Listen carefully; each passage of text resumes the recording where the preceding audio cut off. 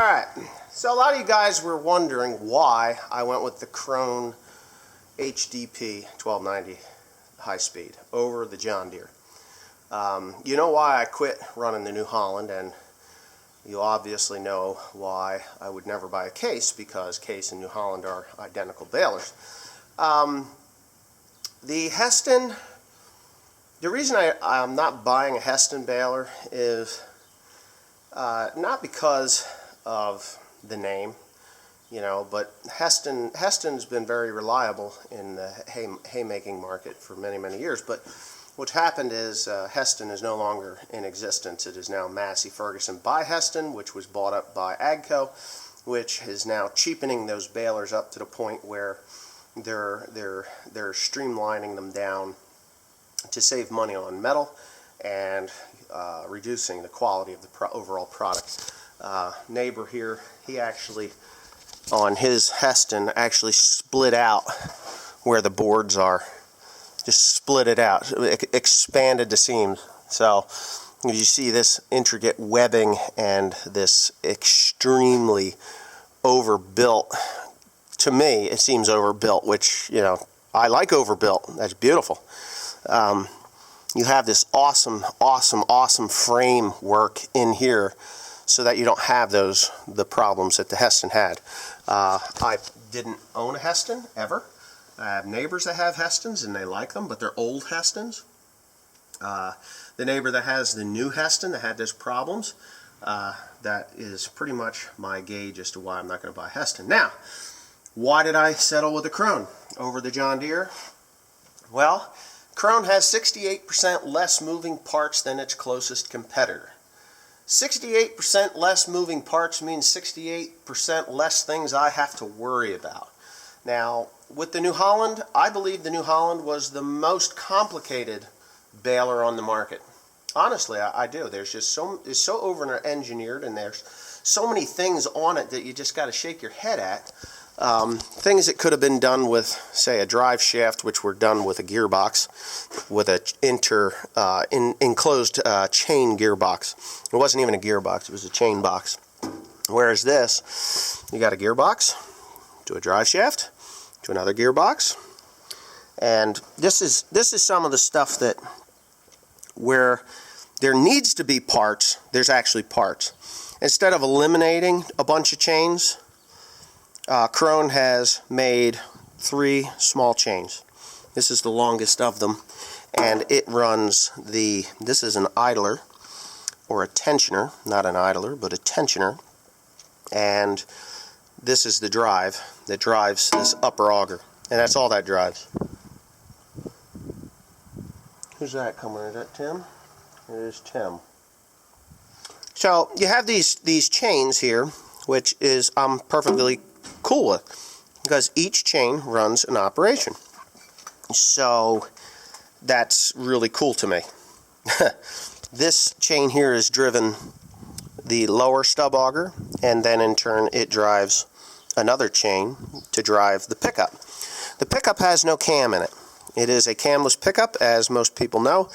I have had trouble with the cams on every baler that I've owned. Not much trouble, but trouble. So they weren't really a main concern. Well, honest to God, I'm lying. I had problems with the tine bars bending. I had troubles with the twine bar bearings seizing and breaking.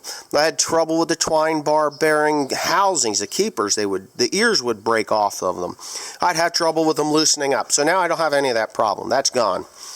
The other thing is, with the New Holland, this was all opened. And this is the only trip mechanism right here, right there.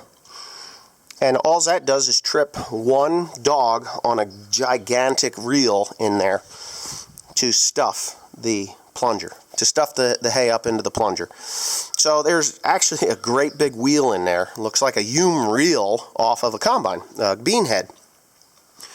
So everything else is just...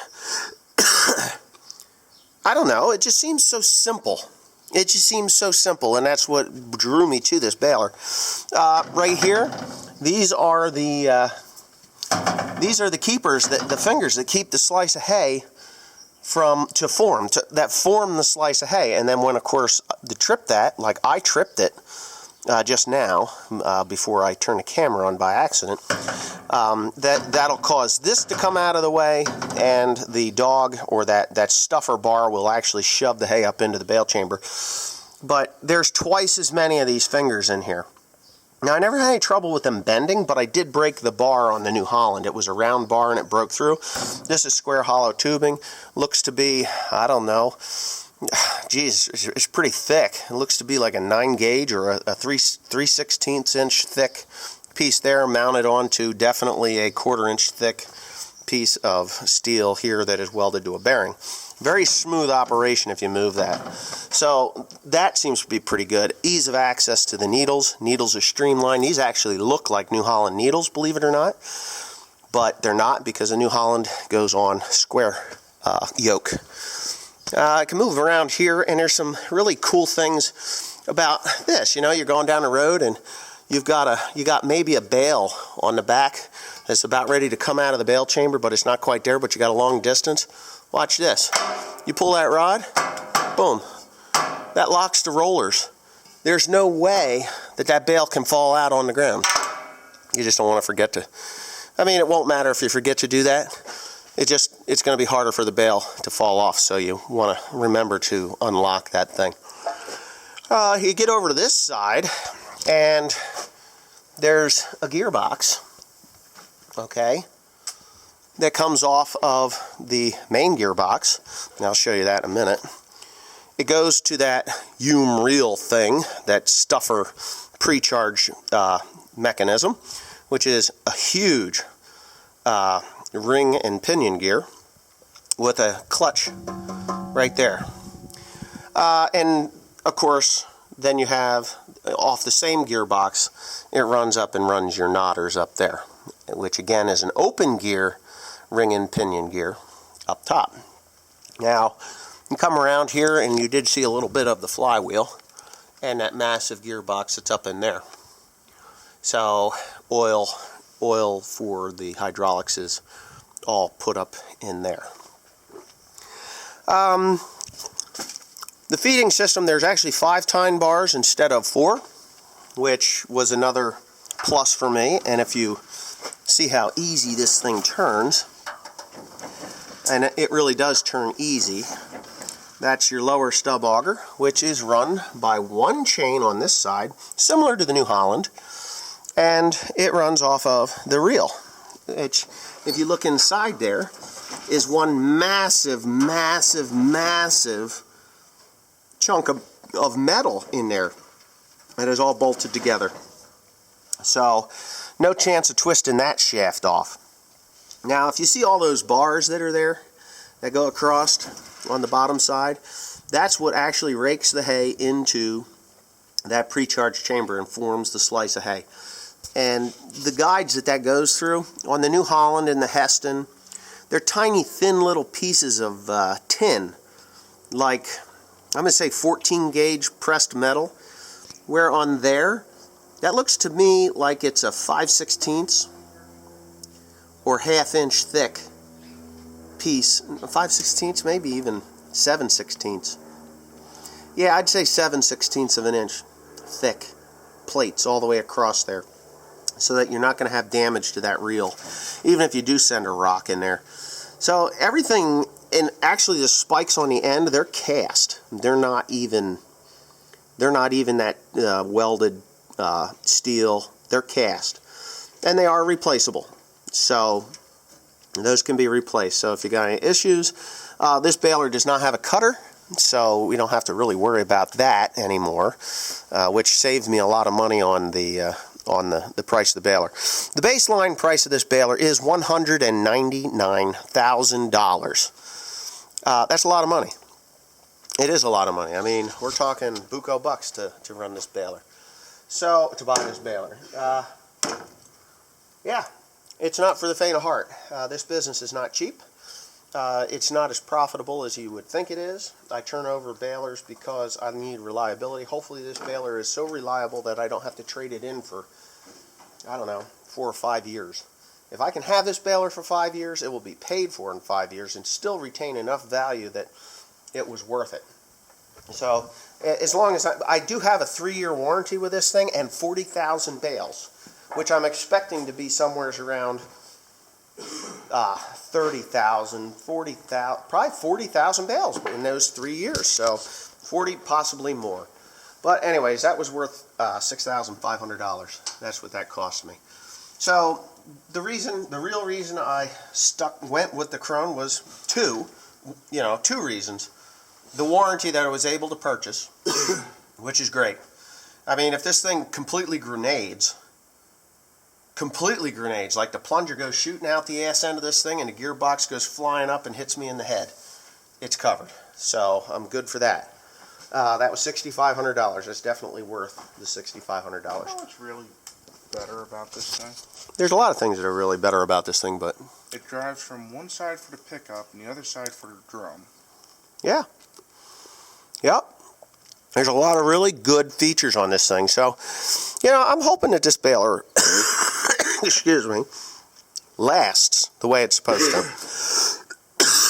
I hope it does. I believe it will. And pray to God nobody gets the brilliant idea to lay down in a fence row or a windrow to get bailed up and get shit out the back, because let me tell you, I won't even know it. You will be perforated by that, and you will be kicked out the back in a nice tight little slice, and I will never even know that you were in there. So please, please, please, anybody watching this, do not do stupidity like they do on the internet and try to get bailed up. Yeah. So another thing is really pretty freaking awesome is this piece here. As that comes in, that actually grabs that hay and presses it into those teeth to project it back in there. I mean, it is just, I don't know. I just think it is really going to work out really well. The other thing I like is that the auger in the back is set back so much farther from the one in the front over the New Holland. The New Holland, they were stacked one on top of the other, and it actually, one caused the other to wrap. This one is so far away from that one that I don't believe I'm going to ever have an issue with it. So, by far one of the most deadly balers. I think if you got caught, I mean, dead is dead, but this one here is just totally unforgiving. I mean, look at the width of the flywheel. It doesn't even fit in the frame. Yeah, wish they would have cleaned it out. The New Holland, again, was really a bitch to keep clean. It would build up underneath the gearbox there and just make a mess. This one here has only got like a 10-inch lip that it can sit. Yeah, well, here it is, right here. This is all the space on the inside where dirt can sit in there. And we've got a leaf blower there. I got another leaf blower on the other somewheres around. And they will be carried on here like normal. I can lift this up in a matter of 5 minutes and blow it all off in 5 minutes and close it all, grease it where the grease zerks need to be greased. And I could be back in business, or start my day or whatever. If I have a fire in here, pray to God that doesn't happen. But if I do have a fire, it's not going to be that big of a deal because I could just quick get this opened up and pull the burning debris off of it, or get that fire extinguisher that's on the other side and put the fire out real quick. I'm going to shut the camera off and then, I guess, climb up top. Right, Tim? Yeah.